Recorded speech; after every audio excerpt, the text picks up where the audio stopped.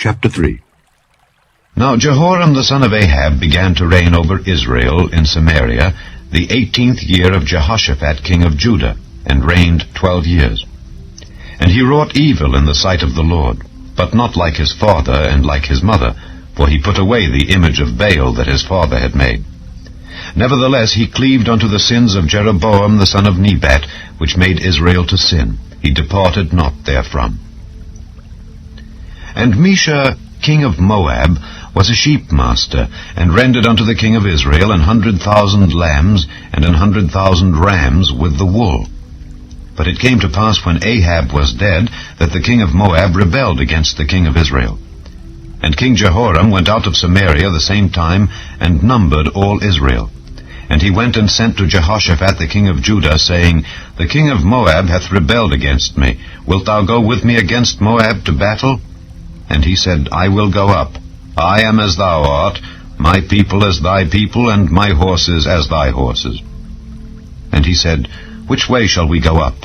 And he answered, The way through the wilderness of Edom. So the king of Israel went, and the king of Judah, and the king of Edom. And they fetched a compass of 7 days' journey. And there was no water for the host, and for the cattle that followed them. And the king of Israel said, Alas, that the Lord hath called these 3 kings together to deliver them into the hand of Moab. But Jehoshaphat said, Is there not here a prophet of the Lord, that we may inquire of the Lord by him? And one of the king of Israel's servants answered and said, Here is Elisha the son of Shaphat, which poured water on the hands of Elijah. And Jehoshaphat said, The word of the Lord is with him. So the king of Israel and Jehoshaphat and the king of Edom went down to him.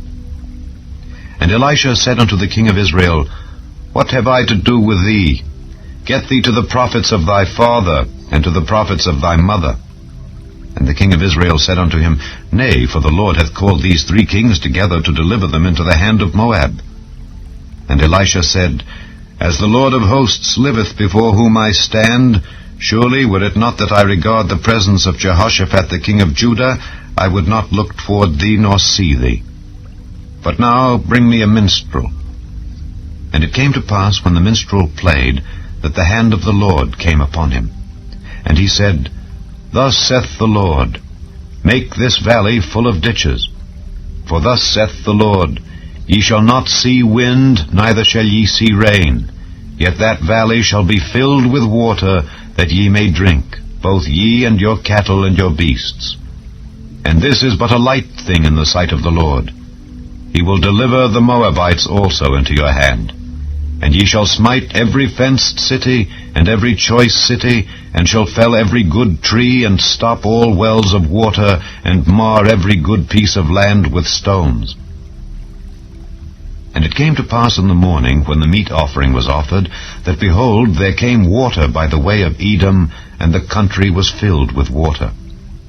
And when all the Moabites heard that the kings were come up to fight against them, they gathered all that were able to put on armor, and upward, and stood in the border.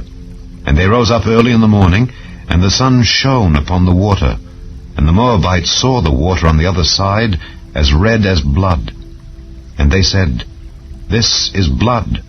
The kings are surely slain, and they have smitten one another. Now therefore, Moab, to the spoil. And when they came to the camp of Israel, the Israelites rose up and smote the Moabites, so that they fled before them. But they went forward, smiting the Moabites, even in their country. And they beat down the cities, and on every good piece of land cast every man his stone, and filled it. And they stopped all the wells of water, and felled all the good trees. Only in Kirharaseth left they the stones thereof. Howbeit the slingers went about it, and smote it. And when the king of Moab saw that the battle was too sore for him, he took with him 700 men that drew swords, to break through even unto the king of Edom, but they could not. Then he took his eldest son that should have reigned in his stead, and offered him for a burnt offering upon the wall. And there was great indignation against Israel. And they departed from him, and returned to their own land.